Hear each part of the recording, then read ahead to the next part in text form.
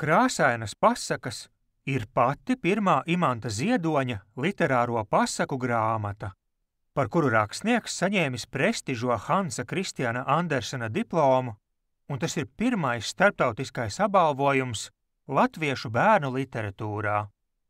Pasaule ir tik daudzkrāsaina, un katrai krāsai ir sava nozīme, savs izpausmes veids un pat savs raksturs. Vajag tikai uzmanīgāk palūkoties apkārt un ļauties fantāzijai. Imanta Ziedoņa krāsaino pasaku pasaulē sastapstiet zilo sapņu zirgu, nerāt no ugunsmeitiņu guntiņu, varbūt ieraudzīsiet, kur paslēpies brūnais vīriņš, uzzināsiet, kāpēc zaļais mežs nāk uz pilsētu un kāpēc pelēkā krāsa ir gandrīz vissvarīgākā. Un atklāsiet daudz ko interesantu arī par citām krāsām. Pasakas ir gan pamācošas, gan pārdomas raisošas, un vienlīdz uzrunā kā bērnus, tā pieaugušos.